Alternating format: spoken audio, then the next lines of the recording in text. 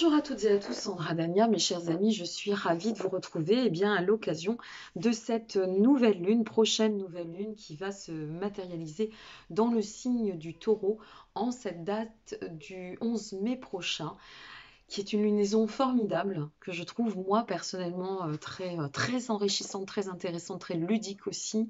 Une nouvelle lune qui va nous permettre en fait de nous ressentir vraiment en plein dans cette vie, d'accord? Dans la vibration de la renaissance, de la vie, du retour à la nature, du retour à la connexion, je dirais.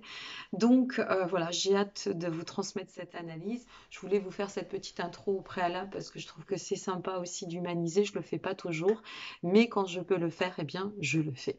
Voilà, donc n'hésitez pas à liker, vous abonner ou partager cette vidéo par avance. Merci pour votre présence aussi parce qu'on est quand même plus de 12 000 sur la chaîne. Donc waouh, ça a bien évolué et puis bah, c'est grâce à vous aussi. Donc merci beaucoup. Je vous dis à tout de suite. Bonjour à toutes et à tous, Sandra Dania, je vous retrouve donc comme convenu concernant cette analyse à l'occasion de cette nouvelle lune de ce 11 mai prochain, une nouvelle lune qui va se matérialiser dans le signe du taureau. Alors c'est une nouvelle lune qui me paraît très intéressante à échanger, discuter, analyser, parce que c'est une nouvelle lune, en fait c'est comme un passage cette nouvelle lune. C'est un passage pour nous permettre de comprendre que jusqu'ici, avec toutes ces forces uraniennes, entre guillemets, hein, comme on dit, Uranus c'est vraiment la planète de la réforme, d'accord, de la transformation, c'est celle qui nous pousse à aller de l'avant et à donner, offrir du mouvement à notre vie. Mais voilà, notre Uranus est dans le signe du taureau. Et Uranus en taureau, eh bien, elle n'est pas très à l'aise, parce qu'elle ne donne pas autant d'aisance que si elle était dans son signe, celui du Verseau. Donc d'un côté, nous avons, si vous voulez, ce qu'on appelle des transits rapides, qui jusqu'alors et jusqu'ici soulignent énormément de forces de renouveau, de forces de réforme à mener, à conduire, des prises de conscience sur ces réformes. Donc, il est vrai qu'on voit bien ce qui se passe quand même dans les médias, avec eh bien, cette signature des généraux, avec des mouvements populaires qui sont en train de monter en masse. Euh, voilà, c'est pas non plus un monde tout calme hein, auquel on fait affaire. Et même si on est à l'aube d'un plan de déconfinement, comme on dit, on ressent bien qu'il y a quelque chose qui est en train de se mettre en mouvement et parfois, puisqu'on fait face quand même à ce qu'on appelle un carré décroissant Saturne à Uranus, bon bref, je ne rentre toujours pas dans la technicité, mais parfois ça se resserre, d'accord? Ça se resserre et on sent que ça pousse encore dans la matière. Alors ça tombe bien parce que le taureau, en fait, son élément, c'est la terre, d'accord? Et s'il y a bien un être qui s'affranchit sur la terre, c'est bien le taureau. Donc, nous voilà, si vous voulez, arriver dans un cycle avec quelques contraintes. D'un côté, ce désir, cette envie de tendre à ce renouveau, de revenir un peu plus à une vie dite de normalité, bien que je crois que c'est le moment aussi, mes amis, de prendre conscience qu'il n'y a plus de normalité, puisque là, nous avons, et du fait de cette crise, on va voir aussi le verre à moitié plein, parce qu'on parle toujours du verre à moitié vide. Moi, ce qui m'intéresse, c'est d'en tirer quand même profit, parti, leçon. Et en fait, cette crise, finalement, c'est un grand apprentissage pour nous dire, ben voilà, on a besoin de déconstruire cette société, d'accord, pour repartir sur des bases et des fondations nouvelles, novatrices. Alors, il y a une confrontation qui se place. Il y a la confrontation entre ce besoin de renouveau, comme je viens de vous l'exprimer, et puis notre Saturne, qui représente les contraintes de la réalité. Alors oui, vous pouvez ressortir, mais sous couvert d'avoir le pass. Voilà, ça peut être aussi la réalité et la vision de la réalité. Oui, effectivement, vous pouvez revivre, mais attention, utilisez toujours les gestes, c'est de votre responsabilité. Et voici notre Saturne qui vient se replacer au milieu. Alors oui, vous pouvez reprendre doucement une vie par étapes, dite de normalité, ou plutôt d'allègement. Oui, ici, Saturne aussi vient placer ses limites. Vous voyez, on est toujours dans une forme de compromis, mais tout cela, ça doit nous amener à comprendre qu'ici, on est dans des émergences de force. très très vive, ce qu'on appelle, en fait, il y a les énergies uraniennes d'un côté, transformation, mouvement qui tend à comprendre aussi qu'on est en train de sortir de l'individualisme et que de toute façon, tant qu'on ne comprendra pas ça, d'accord, on ne s'en sortira pas. Voilà, moi je suis très nette et très claire, il n'y a jamais de langue de bois avec moi. Tant que l'humain, ce monde, ne comprendra pas qu'il faut sortir de ces configurations individualistes, eh bien on ne s'en sortira pas, puisque là, l'ère du Verseau, d'accord, la dynamique uranienne, et puis aussi l'émergence de ce qu'on appelle les forces neptuniennes, c'est un ensemble, si vous voulez, qui doit permettre à l'humain de saisir les enjeux et l'importance qui se joue, et surtout sur ce mois de mai. Parce qu'il y a quand même des portails, après je ne vais pas rentrer épiloguer, vous pourrez regarder sur internet, nous avons des super lunaisons, donc attention à cela, à bien intégrer ce message, je dirais, parce que c'est le message de fond, et c'est celui qui peut nous amener de plus en plus à sortir de cette dualité sécurité-liberté.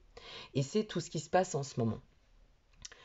Alors, toujours est-il que, voilà, cette nouvelle lune, de façon très spécifique, elle va être très intéressante parce que d'un côté, et je reste toujours sur mon verre à moitié plein dans le cadre des messages, on est sur une lunaison où on va se ressentir, si vous voulez, dans l'ouverture du cœur. D'accord, une lunaison, pardon, je fais toujours mes bugs, alors, qui doit nous faire comprendre que d'abord, on doit s'envoyer à soi-même de la paix, de l'apaisement. C'est pas en allant dans la violence, c'est pas en allant dans la contrainte, c'est pas en forçant les choses que ça s'arrangera.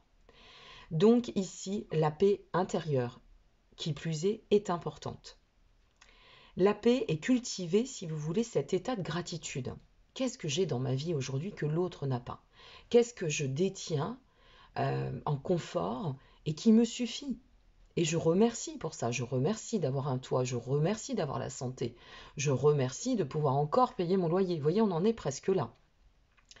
Donc c'est cela qu'il faut accueillir dans le cadre de cette lunaison, c'est travailler sur la gratitude et comprendre, si vous voulez, que avec tout ce cheminement qui nous a été offert et qui n'est pas fini, mes amis, hein, qu'on se le dise, dans le cadre des étapes d'introspection, tout ce cheminement qui nous a permis aussi de nettoyer nos peurs, de faire face à nos doutes, et là de nous y confronter pour qu'on puisse comprendre, puisque c'est ça aussi cette crise, qu'on puisse comprendre. Arrêter de nous auto-saboter, arrêter de penser que l'individualisme est plus fort que l'élément communautaire et solidaire, arrêter de penser que la Terre peut survivre si on continue à employer du plastique ou à faire n'importe quoi de nos déchets. Voilà où on en est. On est dans ces prises de conscience, si vous voulez, qui nous amènent finalement, je dirais, à concevoir que là, il y a un mouvement très fort qui se passe sur un sens philosophique, social, écologique et même politique, et que on doit se questionner sur cette façon de vivre qui est la nôtre, nos liens avec nous-mêmes, ce dont on a besoin, ce dont on doit se défaire, ce dont on doit se contenter et remercier dans cet état de gratitude, puisque ça suffit. Je veux dire, pourquoi du plus, du plus, du plus? Toujours du plus, vous voyez? Eh bien là, on y est. Et donc, ce questionnement, si vous voulez, maintenant, c'est de savoir, maintenant que je l'ai entretenu, ce questionnement, que je l'ai rapproché de ma personne, comment je vais pouvoir conjuguer avec et l'entretenir par rapport à mes rapports aux autres, à mon rapport à la Terre. Donc, la Lune et le Soleil, si vous voulez, en Taureau, ça nous invite à faire ce bilan. Ça nous invite à faire ce bilan sans rentrer dans un état de compromis ou de concession intérieure. Mais par contre, en comprenant qu'on doit le matérialiser en extérieur. Se dire, ben voilà, j'ai intégré ça. Alors maintenant, il faut que je puisse m'adapter, d'accord, donner de la flexibilité pour aller dans le bon sens. Et m'ouvrir, offrir en fait par le fait de cette lunaison, parce que cette lunaison, elle marque quand même un point important de l'année. C'est le basculement de Jupiter, déjà dans le premier décan de son domicile des poissons, d'accord? C'est ça, cette lunaison. Donc c'est un passage, si vous voulez, qui nous amène en fait des forces. C'est pour ça que je parlais des forces uraniennes. Donc Verseau, vous l'aurez compris, Uranus c'est la planète du Verseau, donc la réforme, aux forces aquatiques neptuniennes, celles du Poisson. Parce que là, nous allons rentrer donc du 13 mai au 27 juillet. Jupiter rentre, si vous voulez, élu son domicile, comme on dit, dans le signe des Poissons. Donc, ça va donner beaucoup de réceptivité, c'est le moment de s'en servir, ça va donner beaucoup d'intuitif. Et le taureau n'en est pas dépourvu, c'est le moment de s'en servir, ça va nous offrir des aspirations sur plusieurs semaines de ce printemps, et y compris le début d'été. Donc ça peut être très très utile aussi pour mettre en place ce côté solitaire, et puis pour certains, pourquoi pas, alors les artistes, là, très riche émulation, très grande émulation intellectuelle, vous voyez, créative. Et c'est pareil, pour celles et ceux qui voudraient s'inscrire dans des projets de fond, de masse collective, communautaire, celles et ceux qui voudraient faire ou participer pour permettre de faire avancer les choses. Je vous raconterai une petite histoire à la fin. Eh bien, c'est le moment aussi, c'est une très bonne période en Poisson pour être dans l'élan généreux, l'élan presque dévotionnel, je dirais. On confond un peu les, les, les idées. Quand on parle de dévotion, tout de suite ça fait peur. Mais non, pas du tout, c'est au sens large qu'il faut prendre les choses. Donc il faut avoir conscience que tout ne pourra pas se concrétiser comme ça à la va-vite. Mais déjà d'en avoir conscience et d'intégrer cette prise de conscience, c'est énorme. Vous voyez? Parce que ça va donner énormément d'énergie et ça va nous amener à pouvoir, si vous voulez, utiliser ce qu'on appelle ces forces joviennes pour préparer le terrain. Vous voyez, on est dans un axe de préparation de terrain. Donc, c'est comme si tout avait été pensé, fait, et je le dis, cette crise, elle n'est pas anodine, et je l'ai dit déjà dans mes articles du mois de mars, et dans mes capsules astro du mois de mars, il y en a quand même une qui m'a valu 180 000 vues, quand j'ai expliqué, dans cette capsule, c'était en mars que je l'avais posée pour avril, pour la lunaison d'avril, j'ai exprimé le fait que là, nous étions au seuil de l'émergence d'un nouveau paradigme. Et j'ai répété quelques mois après, sur cette fin d'été, que nous rentrions dorénavant, à partir de cette année 2020, que nous allions rentrer dans l'embryon du changement. Mais cet embryon du changement, je ne veux pas vous faire peur, je ne parle pas que de la crise ici, je parle de la transformation. Une transformation, ça ne se fait pas comme ça.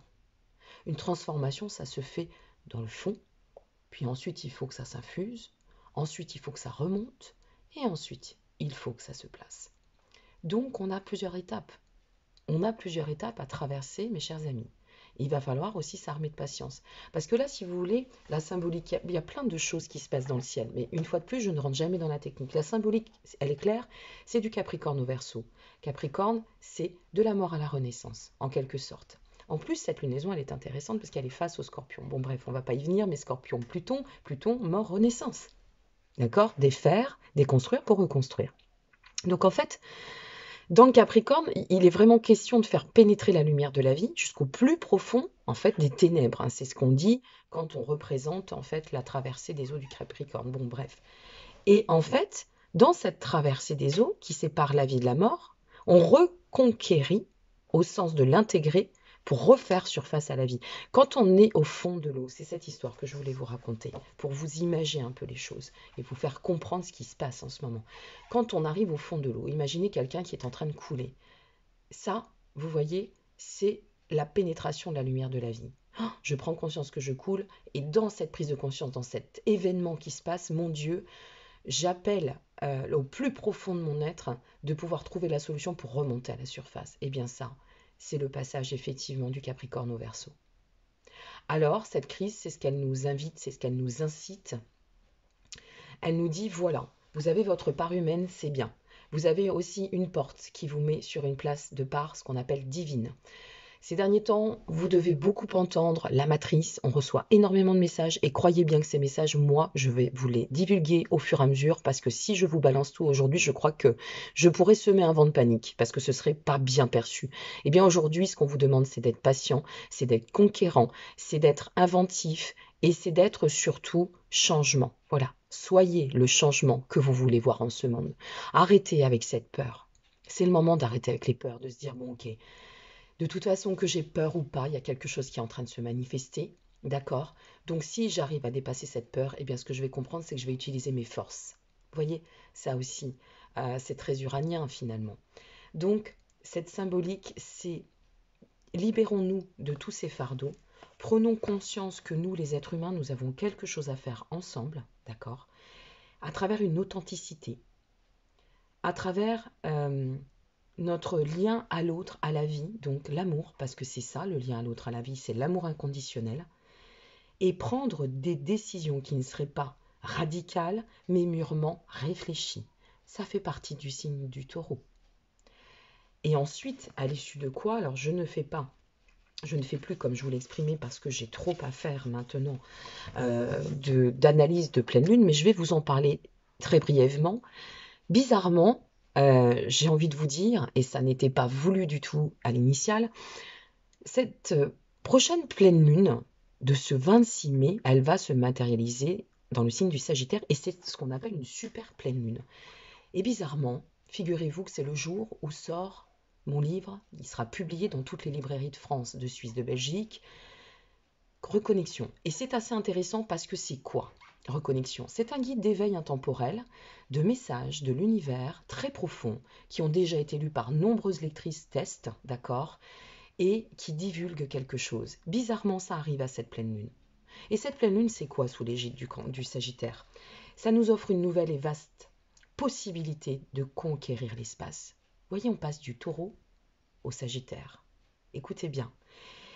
Ça veut dire que là, avec cette prochaine donc nouvelle lune en Taureau, on est dans le fait de matérialiser les réflexions de fond qui doivent faire leur chemin et émerger pour se mettre au service de l'amour et pouvoir comprendre que là, tout ce qu'on a parcouru, d'accord, je vous le répète, à titre intérieur, que ce soit des étapes de prise de conscience, au nettoyage de nos peurs, de nos doutes, de tout ce qui va nous cristalliser initialement, c'est comment je vais l'entretenir pour le mettre au service des autres et de la Terre. Et là, en Sagittaire, ce 26 mai, on arrive au cycle de faire imploser nos limites. C'est ça, cette pleine lune. De faire imploser nos barrières intérieures. Donc c'est pour vous dire que là, on a un court passage avec en plus un portail qui va se manifester ce 5-5. C'est pour ça que cette vidéo sera un peu plus longue, mais elle est importante. Ce 5 mai 2021, ça nous donne un portail en 3 x 5. En numérologie, ce sont des passages qui doivent nous amener à vivre avec plus de joie, plus de félicité, qui doivent nous amener aussi à nous confronter parfois aux zones d'inconfort, d'accord, pour rentrer dans cet état de gratitude justement, et à pousser l'ouverture des consciences d'une façon, je dirais même, inédite. Donc si vous augmentez votre taux vibratoire, si vous vous permettez de vous placer dans ce qu'on appelle un nouveau plan de conscience, plus supérieur, plus divin finalement, d'accord, moins terrestre, juste de placer le divin dans le terrestre, voilà en quelque sorte ce qu'on pourrait dire en conclusion, eh bien, vous allez voir que vous allez ressentir ce changement et que vous allez ressentir surtout ce cycle manifeste de l'expansion, d'accord.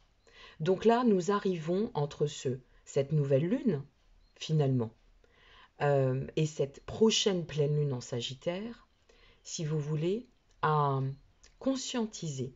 Nous sommes là dans une étape de conscientisation qu'il est important et essentiel maintenant de mettre notre éveil personnel au service de l'éveil et de la conscience collective.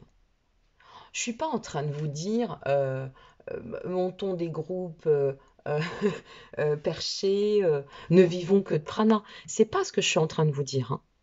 Parce que vous savez, il y a ce que je vais vous dire, il y a la réalité, il y a ce que vous aurez envie d'entendre. Donc je préfère être très claire.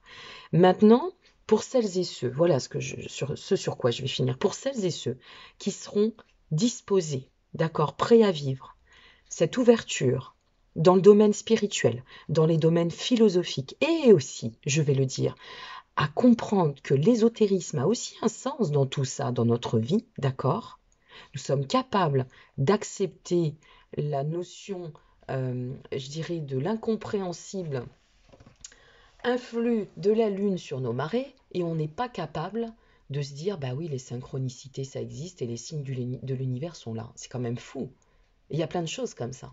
En science, on est capable de dire, bah oui, le proton, mais on ne sait pas d'où il vient, on ne sait pas comment il se manifeste, mais on y croit. Et voyez ce que je veux dire? Donc c'est la cohérence en fait.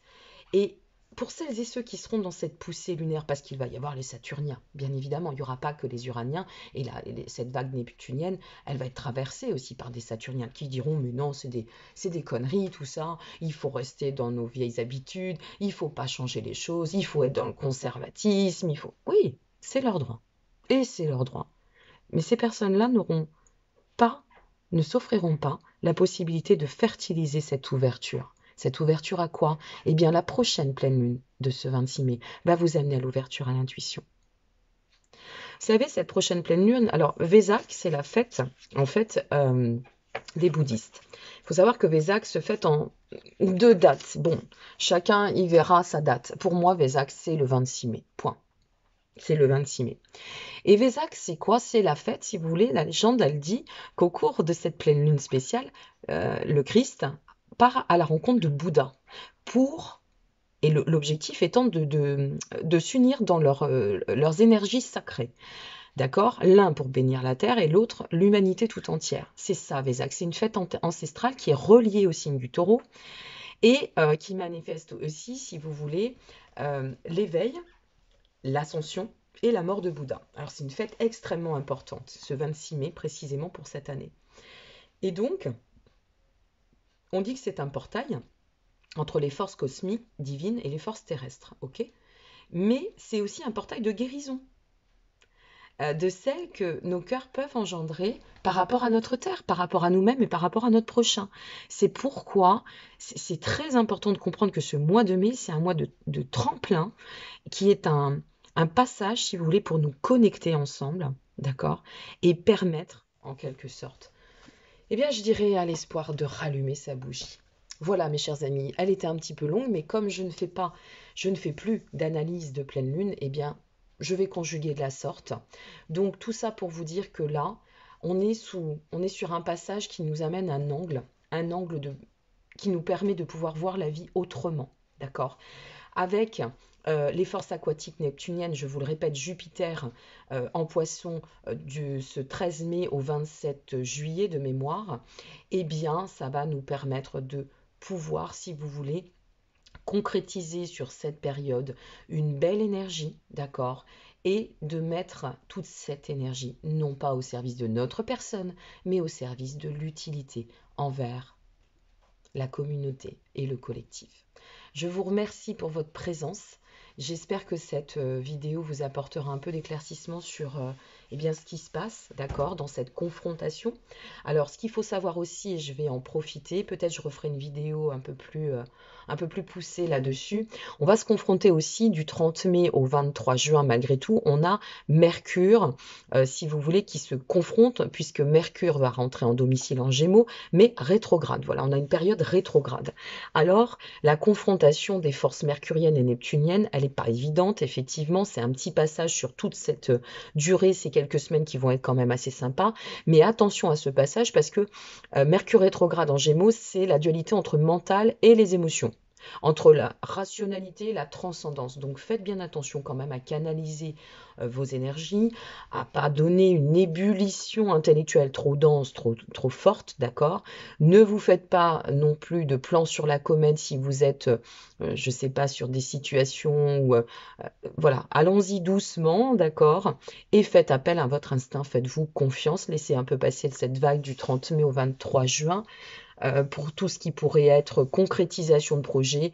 Mettez un peu de côté, voilà, durant ces 3 semaines, moi je vous le conseille. Et puis vous aurez avant et après de toute façon pour prendre vos décisions. Donc prenez le soin bien, de recevoir pardon, cette période pour comprendre que ça va être une petite épreuve face à la réalité des choses. Si vous faites une rencontre, vous voyez, pendant cette période de Mercure rétrograde, moi, je dis souvent, les périodes de Mercure et de Vénus en rétrograde, oubliez la satisfaction sur la concrétisation. Voilà, vous prenez la rencontre, elle est faite de légèreté. Une rencontre, c'est un passage aussi parfois. Et là, dans ce cas-là, effectivement, on peut se dire que dans les périodes de Mercure rétrograde, en général, les rencontres ne tiennent pas. Ok? Alors, si vous faites une rencontre le 29 mai et que vous prenez le temps de bien voir dans l'apprentissage et d'être face à la réalité jusqu'à cette fin juin, eh bien, rien ne vous empêche de faire une belle rencontre et puis de vous dire, bon ben oui, là, j'ai passé une bonne période pour comprendre, donc j'y vais. Mais après, Mercure rétrograde, ou avant. Voilà mes amis, n'hésitez pas à liker, à vous abonner ou à partager cette vidéo si elle vous a plu. Je vais la partager sur mes réseaux Instagram, Facebook.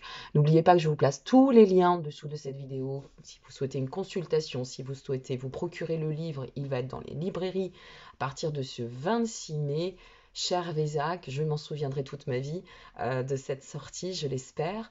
Et puis, pour les soins lunaires, c'est pareil, je place les dates. Il y a un prochain soin lunaire ce 12, pardon, puisque le 11, je serai chez mon éditeur à Paris. Donc, ce 12 mai, je fais un soin lunaire. Vous avez tout sur mon site internet. Ne m'écrivez pas, s'il vous plaît, pour me demander.